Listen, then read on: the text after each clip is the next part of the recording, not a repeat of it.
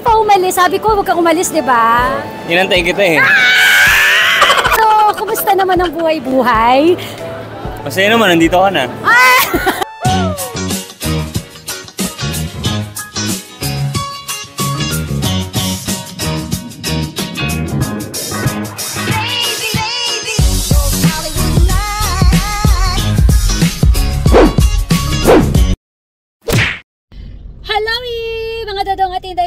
Day, samahan ako sa ganap ngayong araw na ito, ngayong Busy Friday. So, kagagaling ko lang ng on-air ko sa Win Radio. Ngayon, papunta ako ng SMX MOA dahil kikitain natin si David Licauco. Wow! Kaya tara na! Isa yan sa unang agenda ko. Actually, second agenda na. Second agenda ko for today. Let's go!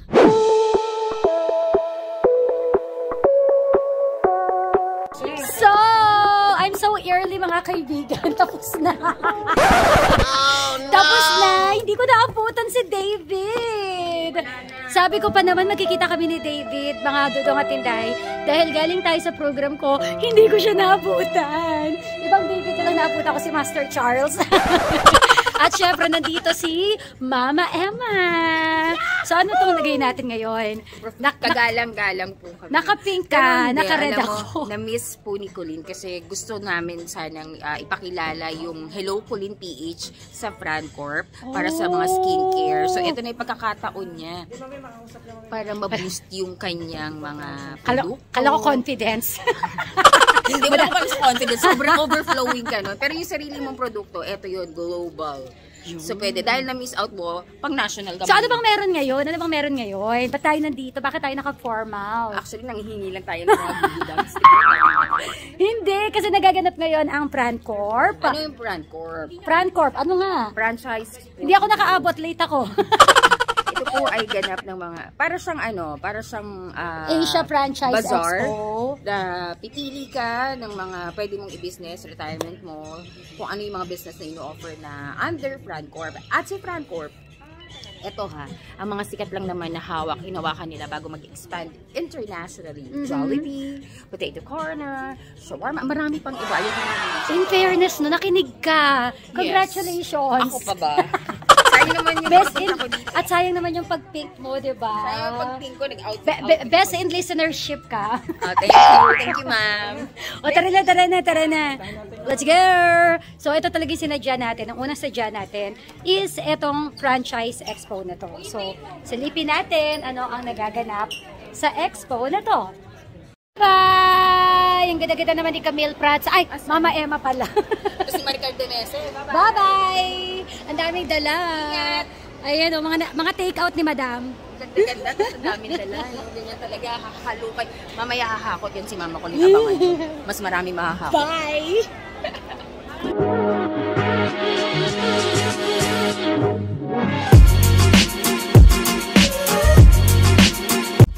So, nandito na tayo sa loob. Grabe na sa first floor pa lang tayo. Itong franchise expo na to, hanggang second floor siya. Naku, good luck kung kayanin natin for today's video. Pero iikot tayo mga bebe ko para lang masilip kung ano yung mga pwede mong i-franchise dito sa International Franchise Expo. So, ayan, dito tayo sa first booth. May relax dito na pwede kayo mag-franchise. Nandito naman tayo sa Derma Circles. Nandito si... Hi, Dr. Angeli Garcia. Ayan, so open din po sila sa franchise. Magkano po ang pagpa-franchise? Franchise fee is 800,000. At ang mura ng facial. For as low as? $199. Complete facial yan, ha? And the medicine comes from France.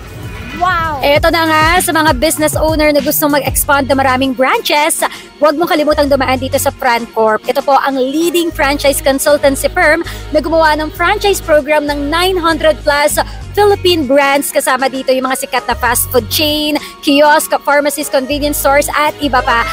So yun sir, invite nyo na sila, yung mga, syempre yung mga gustong lumago yung kanilang business.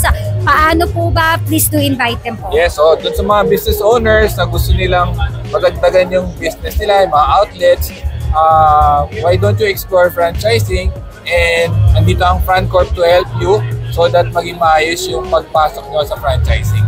Kasi minsan kailangan talaga natin ng ganun someone na pwede nating kasi totoo yun, as business owner din, hindi rin tayo basta-basta atake na atake. Yes, so sila po yung mga pwede natin pagkatiwalaan when it comes to expanding yung ating business. Maraming salamat po. Ayan, so yun na. Madali lang naman hanapin ang FranCorp. Saan po ba uli? Email? Email is info@francorp.com.ph. Ayun, na-excite ako, alam mo, na-inspire ako. Parang sa dami ko nakikita ang business dito, parang magka-franchise na tayo. Charing! Maraming salamat, sir! Thank you po! Hoy! Andito na! Sabi niya, aantayin niya daw ako. So, nandito na siya. Si Kuya Korea.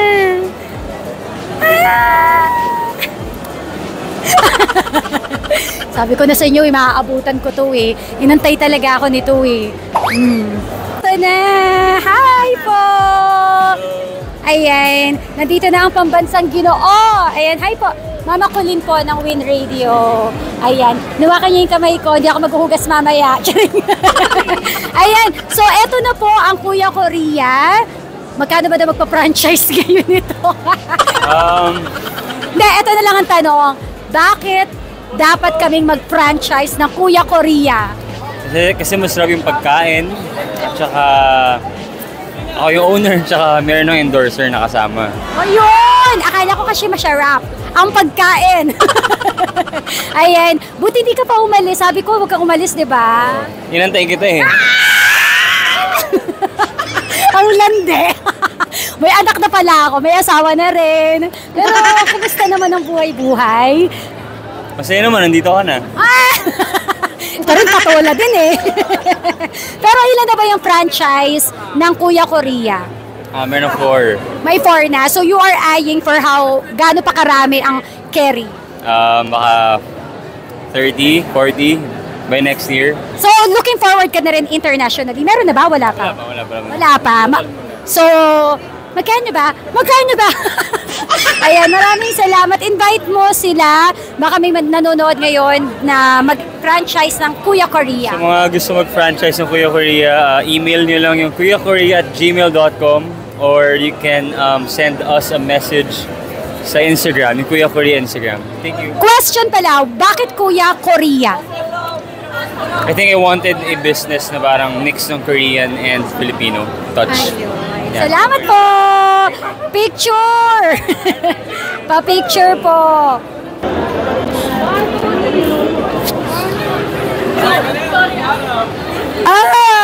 Inabutan natin siya. Kala ko di ko na siya naabutan, mga dodong at inday.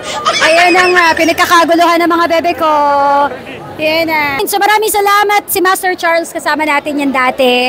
At wala lang, siya daw po si David Loco-Loco. Bye-bye! So grabe, ang dami mo talagang makikita ang pwedeng opportunities dito sa Franchise Expo. Kaya punta ka na, hanggang 29 na lang to at nagugutom po tayo. Nakita ko yung shawarma shack, naalala nyo? Ayan, kain tayo kasi nandito yung friend ko na si... Magpakilala ka, introduce yourself, candidate number 1. I'm Irvin, 25, Philippines. Nakita ko yung friend ko from Shawarma Shack. So magpalibre tayo. Libre mo ako? Libre mo ako? O sige naman, syempre na. Ito ito. Oo naman. Okay. Syempre affordable naman yung products namin. So may pag-promote? Oo naman. Sabi ko libre mo lang ako. Kayang-kaya kitang ilibre kasi affordable ang products namin. Yung pangpasalubong ko sa pamilya ko Oo, syempre. Yung friend mo na pinilit mo, wala siya magawa.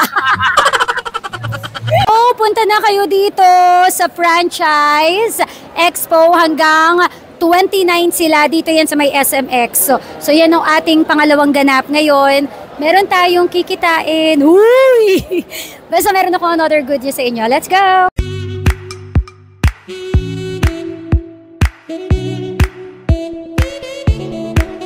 So, kumain muna tayo dito sa tabi dahil may inaantay lang tayo. At hindi ko naubos, ipasalubong na lang natin kay Dodong Philip yung shawarma na binili natin. Although sinobrahan ko talaga yung bili kasi si Dodong Philip mahilig sa shawarma. So, yung next ganap natin, nandito na. Excited akong i-share sa inyo. Oh, nagpalit na tayo ng outfit. Nandito na siya. Woohoo! Eto na! Kumusta? Napagod ka ba sa biyahe? Hindi pa siya naglalambing. Ha? Hindi pa naglalambing. Naglalambing? Uy, may bago ka na. Okay ka lang ba iuwi? Ay, sus! Hi! Eto na yung kinita natin na si Bebe. Eto na siya. Hello! Excited na si Kuya Riley sa'yo. May pangalan na to. Hi! Ito yung minute up natin dito sa SMX after ng event natin. Hello! So, ayan. Ito kami ni Tommy. Bibili lang kami ng pagkain niya kasi hindi sure nung amo niya dati kung kumakain to ng pagkain ni... Hindi sure kung kumakain to ng pagkain ni Cutie. So, just to be safe, bili tayo ng food ni Tommy. Yan na nga, napabili na po tayo ng bag. Ang mahal ng bag mo, $545. Nasa loob na po siya, mga kaibigan. Hi! At bumili na rin tayo ng vitamins niya. Ayan. Pero wala tayong nabiling pagkain niya. Pero hopefully kumain siya ng Aussie Pop. No, kain ka, wag kang choosy mamaya. Ayan. So, nandito na siya sa likod. Buhat-buhat natin. Papunta na tayo ng parking at may isa pa akong good news. Sana maabutan ko sa sasakyan. Dahil ina-announce na ang mga mananalo sa Catholic Mass Media Awards. Kinakabahan ako. Heart to Heart with Nana Colleen.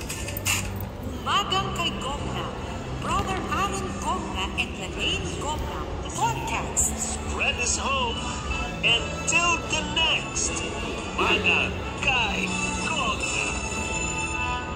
And the CMMA goes to Magang kay Gomna, Brother Aaron Gomna and Lalaine Gomna podcast.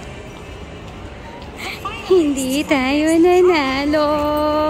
Hindi natin nakuha ang 45th. Pero salamat pa rin dahil maging finalist ka lang ng Catholic Mass Media Awards.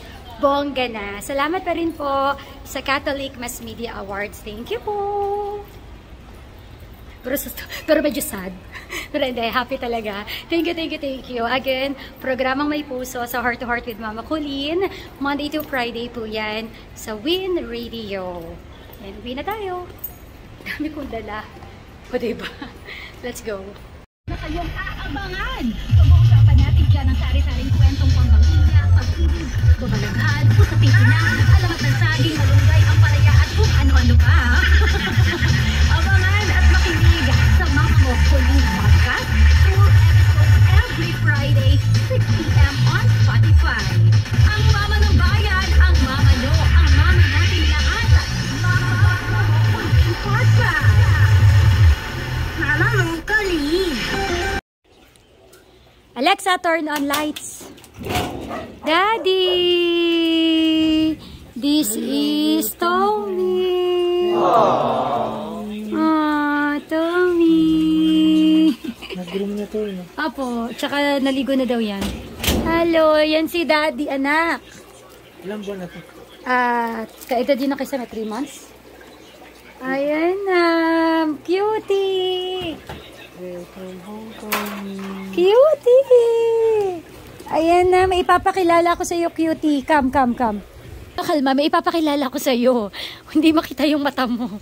May ipapakilala ko sa iyo. Teka lang. Huwag kang magulo. Tommy. Sus. Cutie, excited ka na ba? Ang dungis mo na naman, di ka pwedeng paliguan mayat maya pala. Uy, ayan na. Papakilala na ni Daddy sa iyo si Tommy. Tommy, meet Cutie. Black and white. Oh, mas malaki ka. Coffee mate and coffee. Coffee mate and coffee. Black beans and white beans. May white beans ba? Uy. Ready ka na makilala si Tommy? That will be your playmate. Hi, baby. Ang sabog na naman ang buhok mo. Ano ka? Ang sabog na naman ang buhok mo. Ayan si Tommy. Kakulay mo. Oh, that's Tommy Misty. Hi. Kulay ko to eh. Oh, si Tommy yan. Tommy. So, si Tommy, si Misty, at si Cutie. Puro T. Oh. Naamay mo yun, oh. Yan na. Mas malaki nga. Ito kasi talaga yung may princess type, eh. Ayan na. Yan na. Ito naman talaga, oo. Nung bagong dating ka rin, ganyan ka din kay Tommy. Ang dungis mo na naman. Lagi itong naliligo, pero laging madungis. Pag-room ka namin. Yeah. I am home na. Ipares lang natin si Tommy. Then mamaya, tawagin na natin si Kuya Riley. Kasi kanina pa excited ang Kuya Riley na makita si Tommy. At yes, Tommy ang pangalan. Si Kuya Riley ang nagpangalan. Pero Tommy kasi, kinuwento ko kasi sa kanya yung history ng first ever dog ko sa Leyte. Si Tom. Kulay itim din yun kamukha ni Misty. Oo, sa Leyte. Tom. Kaya Tom kasi itom. So, yun. Sabi niya, oh, okay, let's name that black Shih Tzu with Tommy. Kaya naging Tommy siya. Nakikiaki ka na? It's here. It's here. It's here. He's still scared. He's a boy, Dada. Yeah. Hi, Tommy. Pet lang muna like that. Oh. Kawawa. It's Cutie and... Did Cutie and Tommy be friends when they first met? Not yet. Are you happy? Are you happy? Are you happy? Who's happy? The eyes. Yeah, what will you say to Mommy and Daddy? Yes, he's still a baby. Tommy is a boy, so he is still a baby.